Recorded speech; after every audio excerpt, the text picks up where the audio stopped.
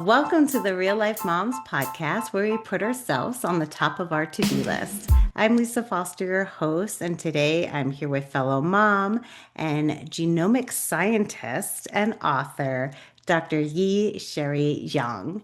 And she's here to help discuss the future of human longevity and how it can extend our lifespan. So, hi, Sherry, welcome to the Hi. show. Hi, Lisa. Happy New Year.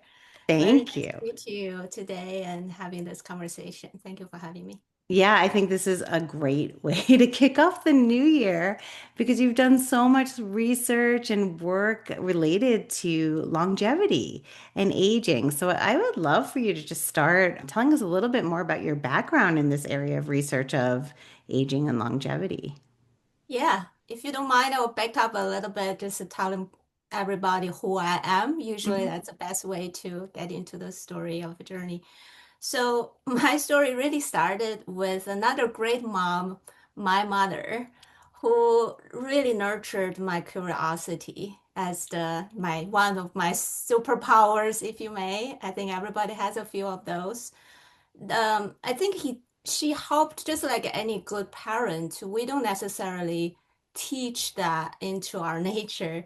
We help our kids to discover and sustain and amplify that. So that's really what my mom did that for me.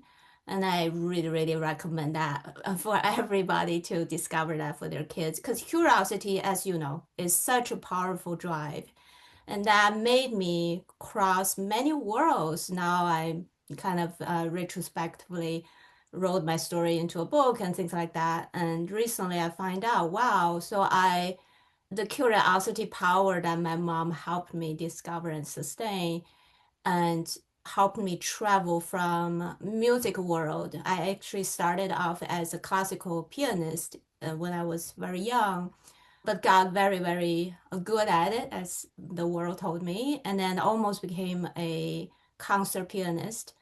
But that life took me to explore to become a scientist. There's a long story. We can read about it, but so that's the first time I crossed the world because of curiosity. And then the second time is transition from I grew up in northern China and came to Marquette University pursuing my PhD in molecular biology.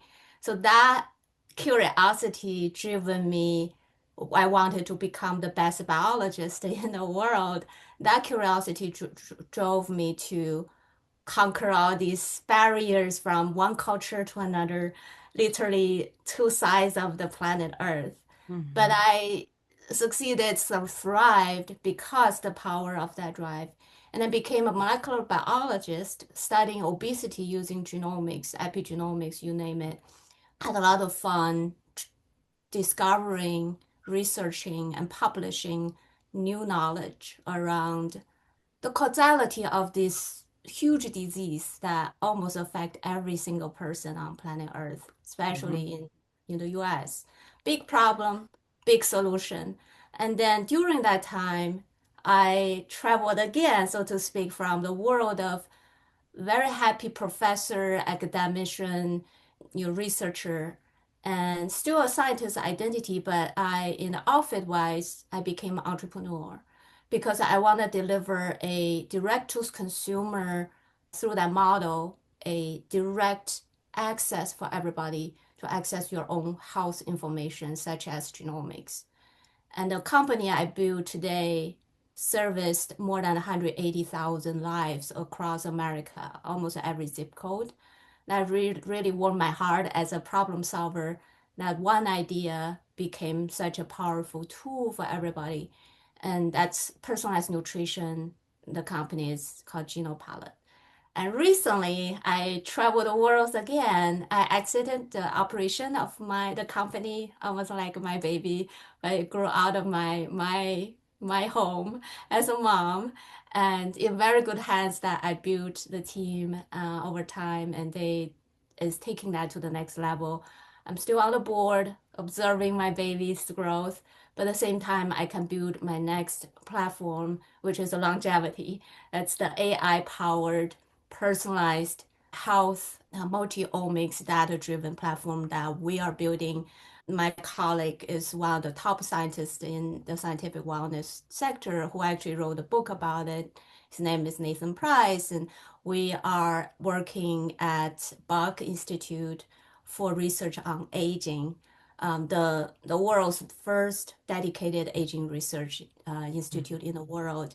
Top scientists, great intellect, trying to push the ceilings not only for lifespan of humans, but the health span of humans, which is a topic that I'm happy to dive into if this is of interest to you and your audience and moms and so on, me included. So it's a little long-winded. I just wanna kind of share a executive summary version of my journey, but it's really started from my mother, and now I'm a mom. During that time, the my discovery journey, I became a mom. That changed everything about how I view impact, success, leadership, purpose. We'll dive into that, I'm sure. So I'm a very proud mom of 18 years old now. He's happily in college.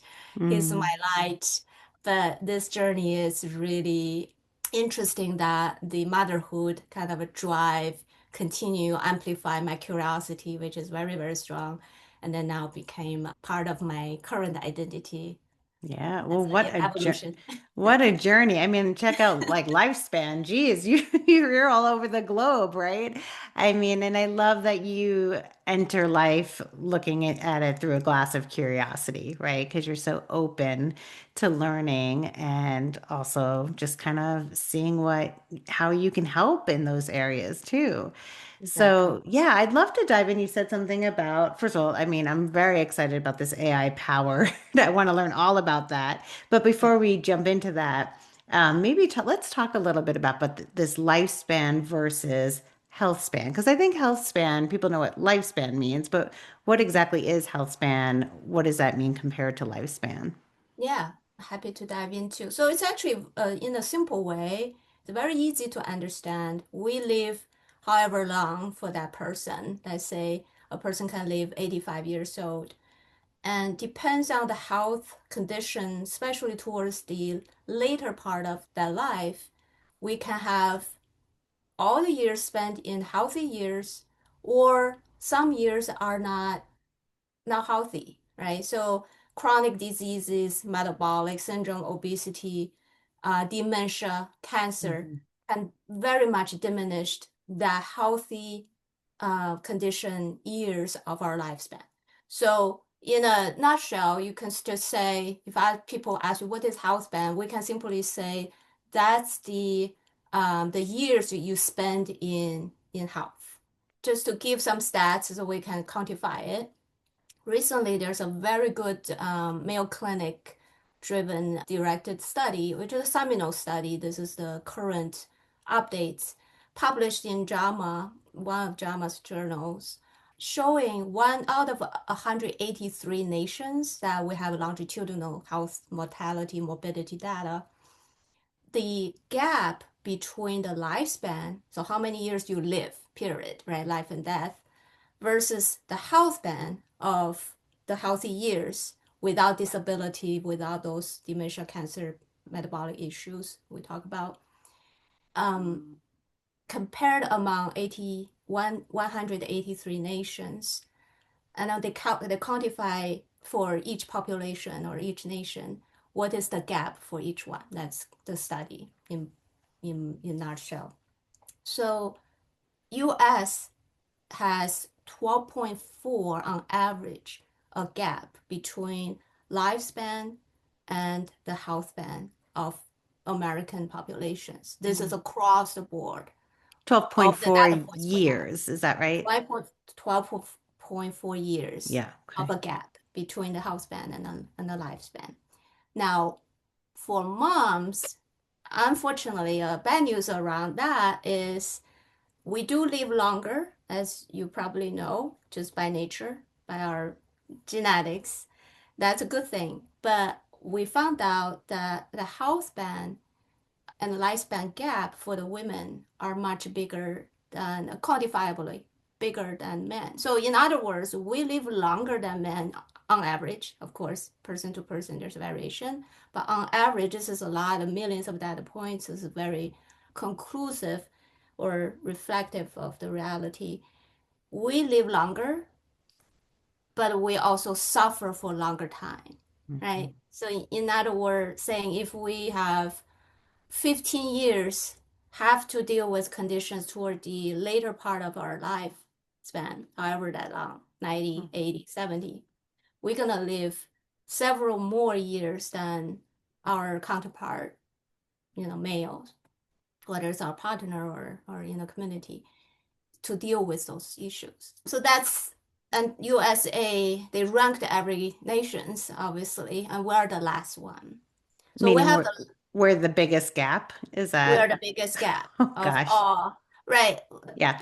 One thing That to keep in mind is we're talking about some nations, they still suffering from a lot of infectious diseases.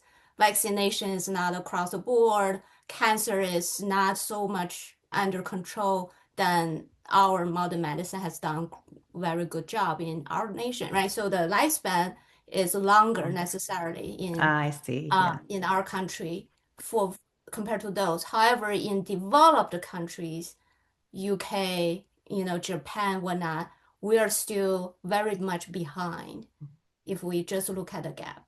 Yeah. Yeah, so it's a huge issue.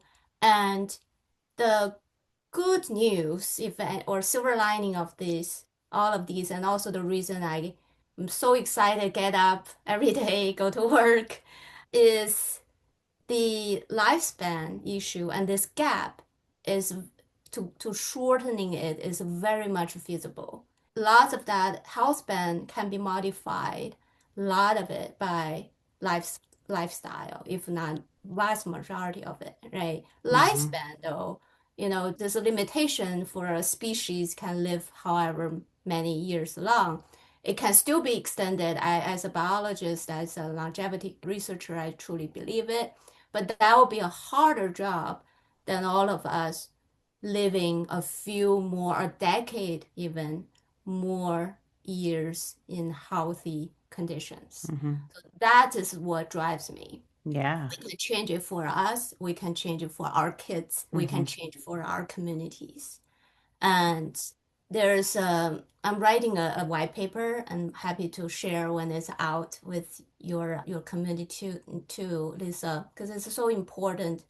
One of the if you calculate the economy of how much value we can add to the person and to the society by adding one healthful years, so increasing the health span by 1 year, so to speak, it equates to about $200,000 per person. Wow. And that is $3.6 trillion for America only, Wow. right? It's enormous of return on investment. And then Yeah. we'll dive into that if you want, come down to what can we do for moms, for ourselves, and then demonstrate that. You don't need to even teach that. Just do that for yourself. Let your kids and your spouses and your partners to learn from you. And that can definitely move the needle. Yeah. You're Yeah. saying like taking care of our health, which I want to dive into like what we do because I think everyone's going, okay, what do I do? Right. Is actually saving us all so much money if we just Save us so not much only our health, money, but our finances, add so right? much like joyful years or moments, and don't we want that? Yes. Yeah. So what is it? What can we be doing to improve our health span? Okay, how much time we have? I mean, honestly, as much as we need, because we are going into the new year, everyone's making these New Year's resolutions that we need to like make sure that we are doing it right. Yes. Yes, I'm happy to dive into it. There's so much to share, as you know. And then we still learning, right? Yes. Obviously, Yeah. in this battle at the frontier at Bach Institute with my team, but we see a lot of promising directions and the things that we can actually do today. I'm trying to capture how do we approach this.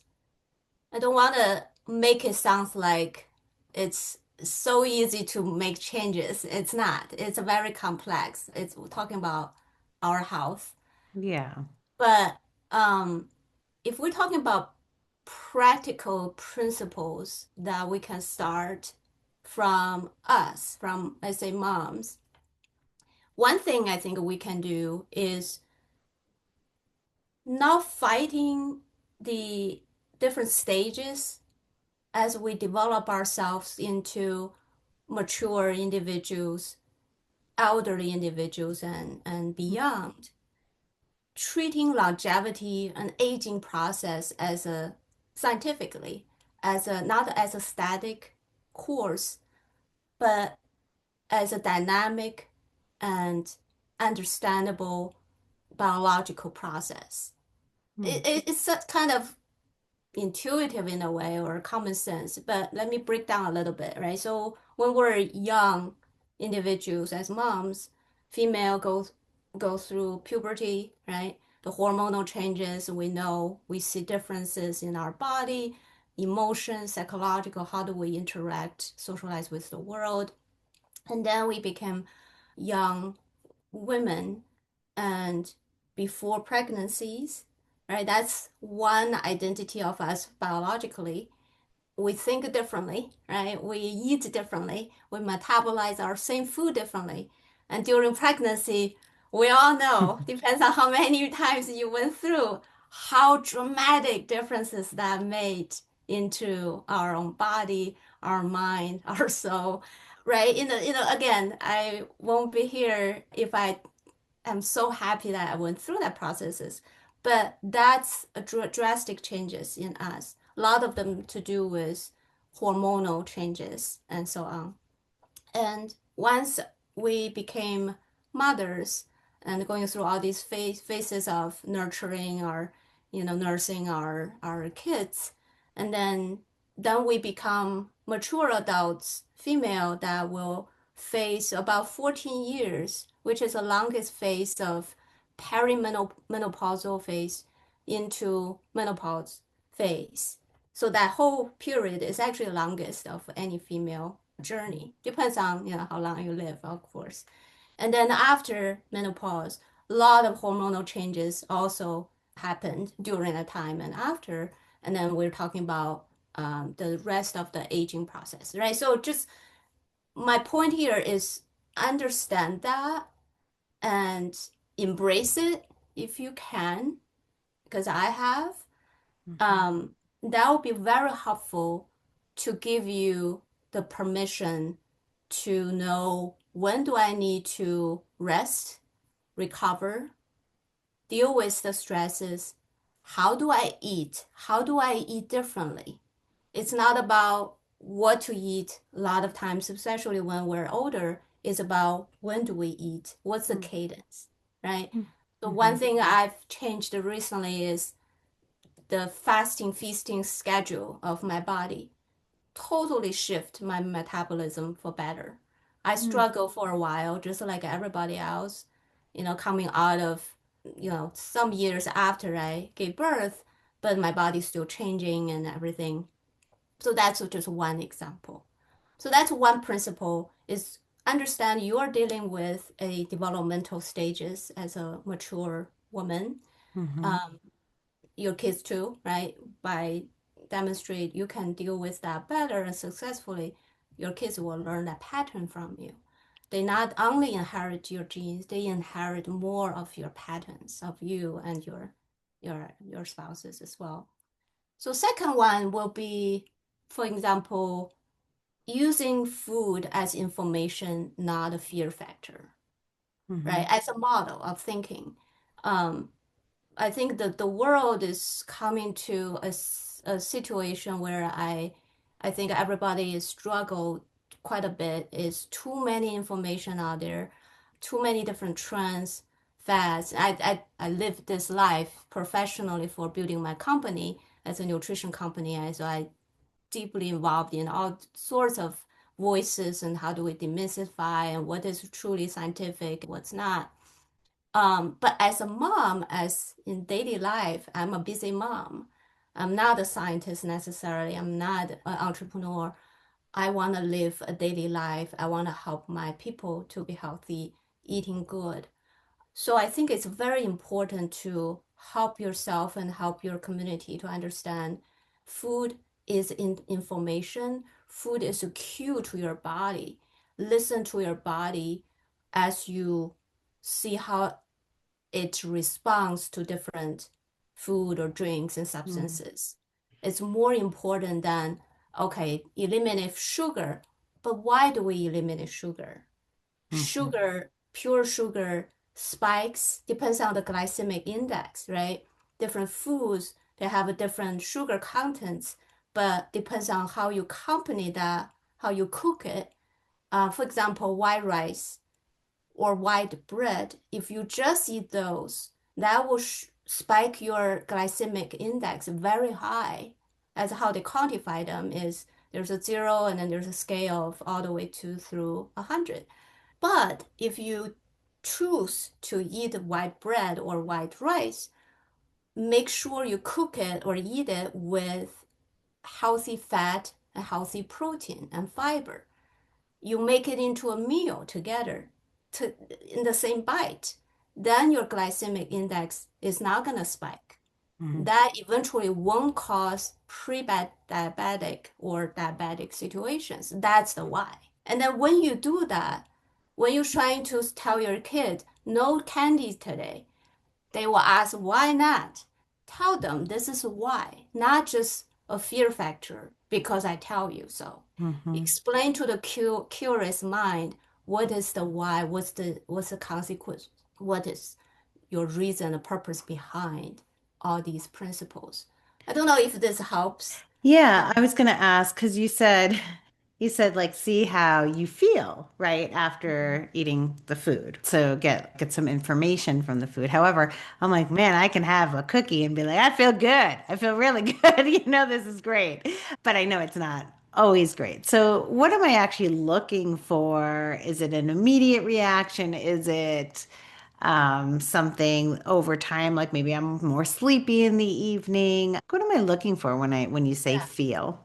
Yeah, it's a great question, Lisa. So you can ask two simple questions after you eat a meal or certain things that you're curious about. Um, is this food after you ate it, does it make me energized or Hmm. does it make me sleepy? We're not necessarily talking about after a big Thanksgiving feast. We need to do that anyway, right? There's a lot of other reasons.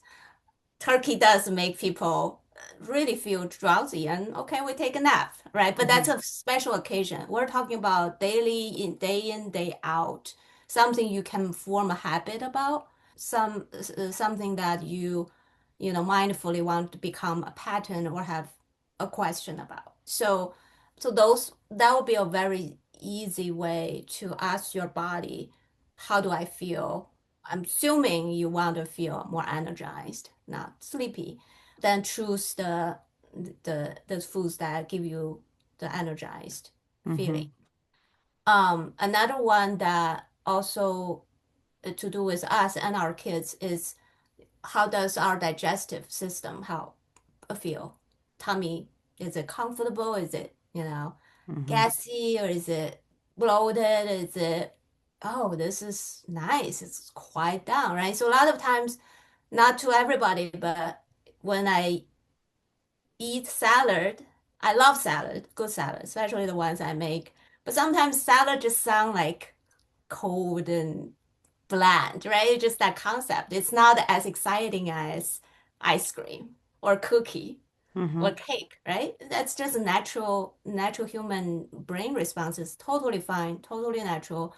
But every time if I eat a good salad, fresh, mostly just fresh, my tummy feels calm down, my brain is not foggy, right? So your body will feel better after. So there's certain things I'm sure Hmm. you experienced it before. I think if you can be kind of register those signals, and document it down, and then as you choose to develop a pattern around those diets and so to speak, and navigate Hmm. your way. Yeah. Okay. So food is very important. It sounds like having just being in tune with the changing of your stage and phase, right? And growing, you're going to be different. And that made me think too when you were saying that, because so many of us want to like, whether it's like physical fitness, like I used to run marathons and like now I'm like, oh my God, I walk a lot, but running just, it wouldn't be good for me, honestly. Like I think things are jiggling where they shouldn't be. My knees would be bad. So Yeah, like honoring that almost and saying like I don't have to go back to running a marathon or maybe it's not even good for me because I'm listening to my body and it doesn't necessarily want that anymore. And just embracing that versus trying to go back to feeling and doing things to almost make us look and feel younger. exactly. That's a very good case study. And acknowledging, respecting Hmm. the course of aging. That's nature. But Hmm. again, we're living in this time where we can sequence your genome with a the cost of a pair of good shoes. I always say it's just amazing. Maybe my bias I am, but I just know the information of your biology, that the power of that can give us to personalize, we call the N of one analysis, meaning using back to AI, right? What does Hmm. AI really do for us? It's not Yeah. to make our already information overflow even more crazier, but it's really help us to not only tracking you can use your variables or not, but AI, artificial intelligence, especially for health and wellness, is helping us to have the feedback loop. Hmm. So we're not think this very simple way to think about the value of AI for health for us is because of AI, we're not guessing anymore. We're learning. It's a learning every day.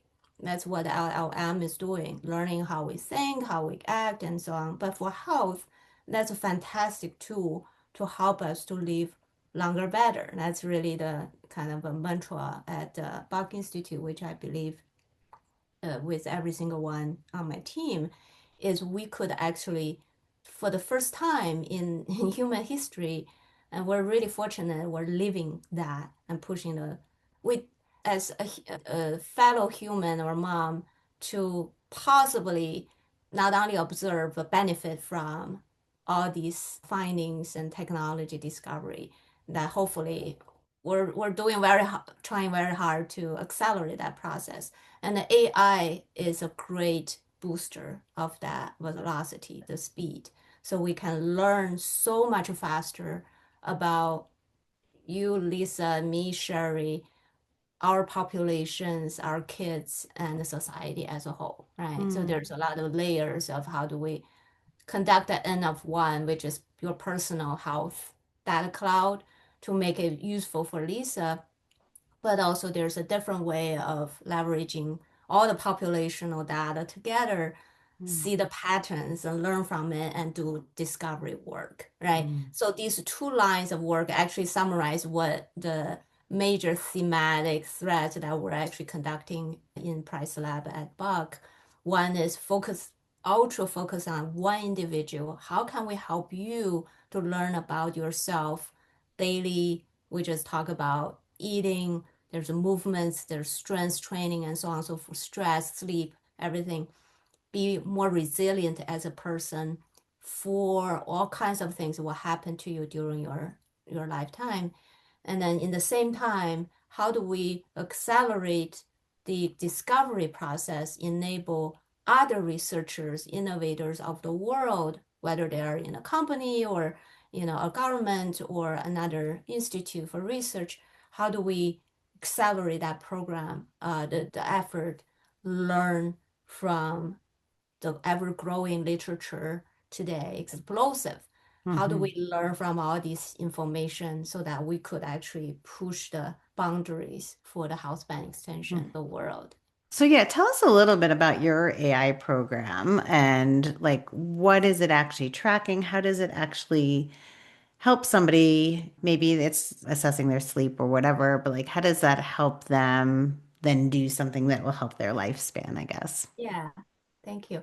So we start from multi-omics screening, right? We talk about genomics, and there's epigenomics, proteomics, DNA, RNA, all these different molecules, and biomarkers from your blood, hormones, cytokines, which is inflammatory biomarkers, and so on and so forth. There's no short of data points that from one person, you, and we start from that, right? So we will take those samples from you, microbiome, whether it's gut or on skin, on and inside of you. We can actually today very sensitive with high sensitivity, high accuracy, interrogate all these biomarkers, surrogates, so to speak. So we can build for example, what we can do with our technology developed at Buck is looking at not only definitely not your calendar age, but what is your system's biological age today? I don't know your age, just we make a fictionary. Let's say you are 30, 35 today Great. on calendar. And by our essay, we found out your system's uh, biological age is 32. Okay, great. So something Lisa has done in the past 35 years on the calendar is towards your favor, right? So you are 3 years younger as a body than the days and years you lived on Earth.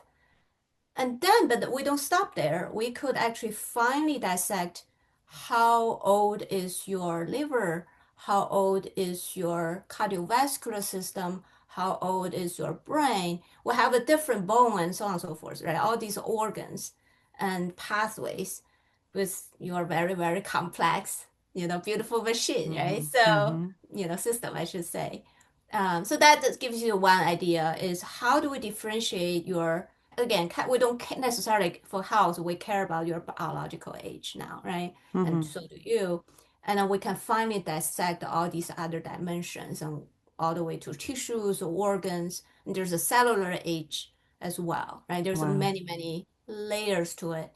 Another thing we could do is, which is actually very, very impactful as we develop and hopefully soon we're launching a platform. Happy to share the news with you when it's become live. We're gonna provide tools for individuals to access and so on and so forth. So it will be of relevance. We can actually predict with increasing accuracy based on how much information we have about you and how much you will share, right? What happened to you today, tomorrow, down the road, any disease happen, all these gonna be factored in, and our algorithm gonna become smarter and more accurate. That's dynamic.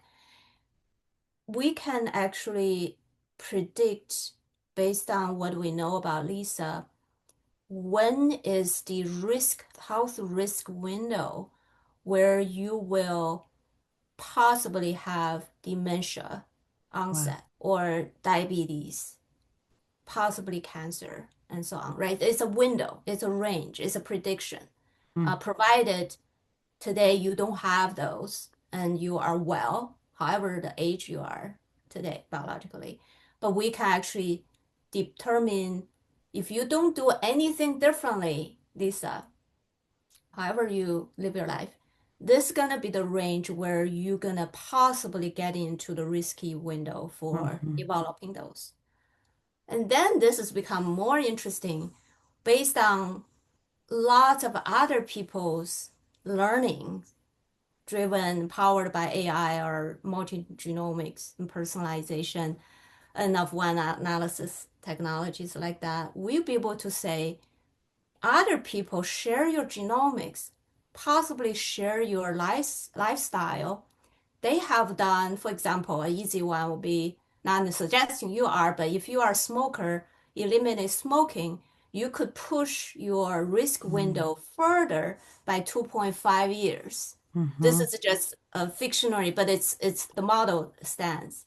Mm-hmm. I hope that gives you an idea, right? Yeah, You can totally. change your destiny for your health span by making those mindful changes that we can do at home as a mom daily. That's exciting. So that's I what mean, we're it's we're working on. crazy. So what you're saying is you'll get the data from other people who are similar to you, right?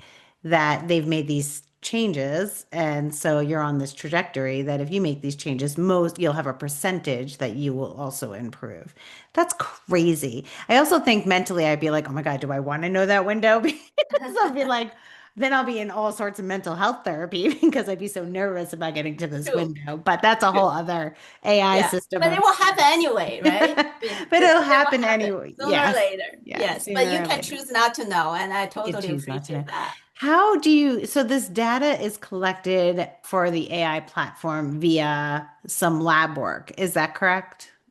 Yes. So, yes, that's a very good question. So, if you don't have access to your genomics data, we Mm-hmm. can provide a test in some way. But if you don't want to go down that route, there's many reasons. You can't afford it, don't want to do it, privacy issue, whatever. We deal with all sorts of scenarios in my past startups. But the platform I'm building is nonprofit, by the way. It's very different. It's not a commercial vehicle. We're trying to make it accessible to everybody. So that's we'll have to figure out a way. But Mm-hmm. I'm on it. Without those information, I think this is where you're asking.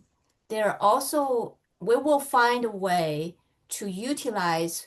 For example, you may not have genomics done and you don't want to do it for some reason, but you have your Fitbit Mm-hmm. uh, wearable data with you for 15 years. Great. We will be able to utilize that. There's other, you can answer some survey questions so we know what is the pattern of your lifestyle. Do you Mm-hmm. like cookies? Do you sleep well? How much stress you have, and so on and so forth, right? Mental issues, mental health issues, and all of it. And that would be very helpful. That's very powerful, could be very powerful, personalizable data points and Okay. data streams.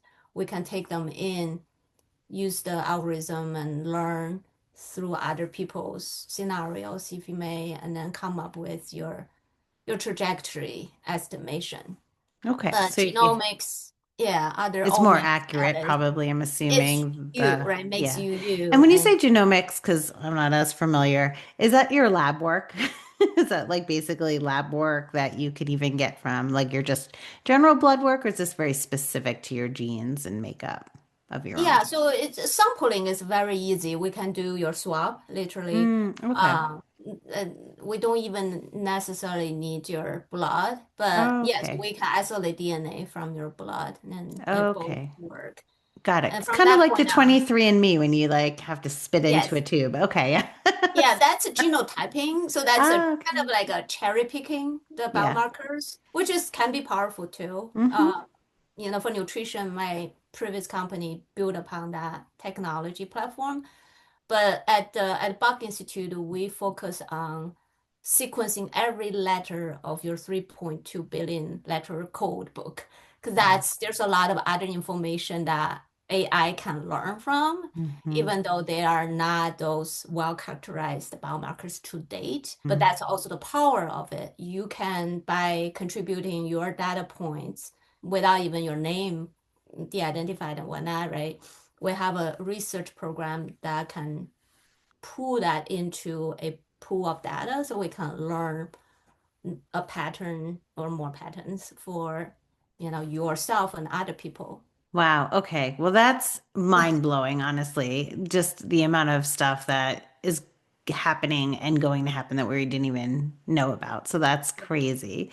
That's crazy. That makes me excited every day. So exciting. So tell me, what's one thing listeners that are just mind blown right now is going like, okay, what is one thing I can start with doing today that's going to help my health span Yeah, improve? yeah, that's a really good question. I think we touched upon a little bit earlier. I think as a busy mom and individuals, just acknowledge aging is a process, it's a beautiful process. Everybody is on it. You can have a lot of power to control it, Mm, and you can demonstrate that for you and your communities, especially your kids, which I think we all love so much. Um, and I know this show is about us, and I love it, but I want to say that the pattern that your kids learn from you today on the house band topic can influence their decisions, choices, and eventually their destiny decades later. mhm, So whatever you do for yourself, just knowing that you're not being selfish, do all the self-care, do all the rest, and mhm, without guilt. That probably will mhm, be the one message I want to say to all the moms on the show or listening to this, and especially yourself too. mhm, Take care of ourselves so that they will learn from us and we can become stronger to take care of the world, right? I mhm, always think moms, we're on this shared mission that we're the most powerful architects of health for our world right now because the traditional healthcare system is failing to take care of aging. It's very powerful for take care of the sickness so far, right? We're talking about lifespan is doubled from 100 years ago, but lifespan is actually shrinking relatively, right? So that's where moms are most important, playing a very important role collectively for your households individually and collectively, in my opinion, and I'm sure a lot of other people agree with me in the longevity field because scientific wellness starts at home, mm. starts in this moment today that you could do, make a choice differently that will make your future you thank you today. Does that help? Oh, yeah, beautifully said. I love it. I love it. It's such great advice. So, where can the listeners find you and tell us what you offer? Oh, thank you. Yeah, I love continue any conversations we started. This is a beautiful one, Lisa. So people can follow my work through my LinkedIn. I think you have a show notes. Please share. And then I have a website if people want to learn more about everything I talk about. And there's a lot of visuals. There's other programs I was and speech and done on personalized nutrition and longevity, whatnot. Feel free to go there and become my friends of my community. Provide feedback. I'm a big on feedback. So it's esherryzhang.com. And then I recently, as you know, published a book. It's a memoir of my becoming, explore everything we talked about today. How does a curiosity help me travel from one world to another multiple times? And it's an interesting story, but if you want to have a deep dive of my whys, all the science behind. I talk a lot about science, all these scientific disciplines I got exposed to, and feel free to read it. Oh, that's so great. All I can say is thank you so much for doing this work for us All the and fun. helping us live not just longer, but really healthier. So, thank you. No, thank you for having this conversation on New Year Day, and it makes my day for sure. Yeah, so happy New Year's, everyone, and let's live a long, healthy life. Yes, let's do that. Thank you. That was such interesting information that Sherry shared with us today. If you want to connect with Sherry, just click on the link in the show notes. And until next week, keep carving out time for yourself and keep putting yourself on top of your to do list. Happy New Year, everyone.